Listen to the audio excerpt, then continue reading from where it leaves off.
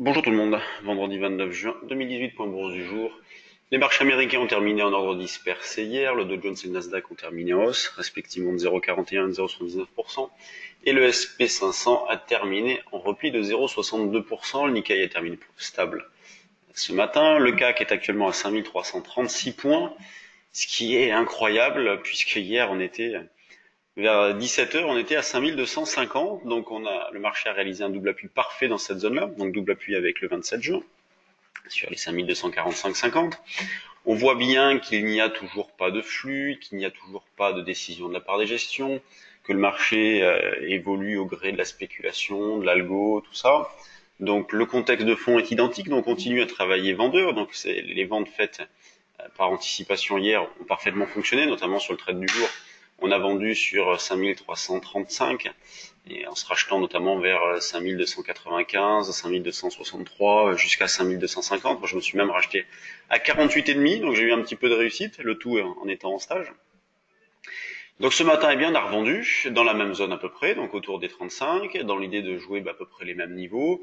Alors, pour les plus agressifs, peut-être qu'on essaiera de se racheter sur 23, voire même 13, mais on peut très bien laisser porter un petit solde, considérant que pour l'instant le marché reste un petit peu vulnérable. Il n'y a rien de bien méchant, mais il reste un petit peu vulnérable. Si jamais on revenait chercher la zone des 5365-70, eh bien on pourrait vendre donc pour jouer un double top avec mercredi soir, mercredi après-midi. Donc sur le fond, il n'y a pas de changement. Le DAX, on a pu faire un bel écart hier aussi, puisqu'on a profité de la reprise pour vendre. Et là, on est actuellement dans une zone de vente. Donc la zone de vente pour aujourd'hui, c'est 12 320, 50, c'est cette zone-là. Donc zone que l'on a joué précédemment, dans l'idée de jouer des retracements de l'ordre de 30-50 points. C'est l'écart type, c'est les respirations du DAX en ce moment. Pour faire des écarts assez rapides, c'est de cette amplitude-là. Sur le CAC, on est plutôt autour de 25-30 points. Quand on regarde du côté de l'eurodoll, eh bien, on a bien vendu hier à 1,1593 hier midi. On a pu faire un petit écart dans la mesure où l'eurodoll est revenu sur 1,1553.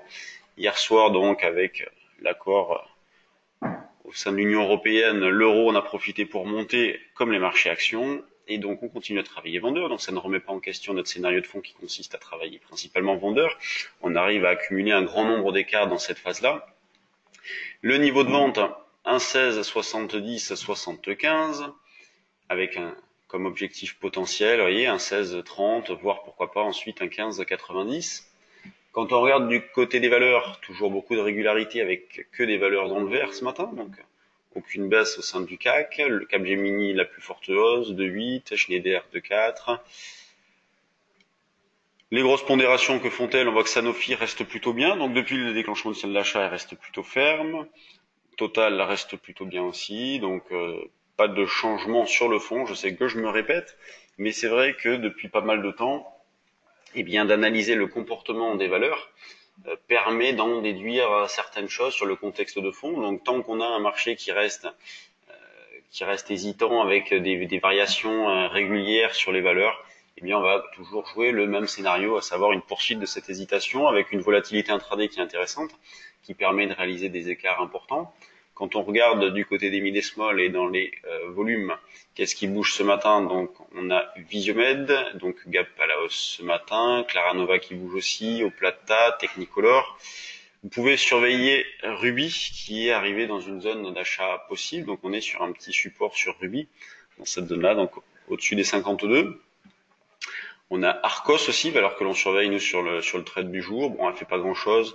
Ce matin, il y a un petit peu de volume, on va surveiller ça de près. Donc on peut mettre des petites alertes au niveau des volumes.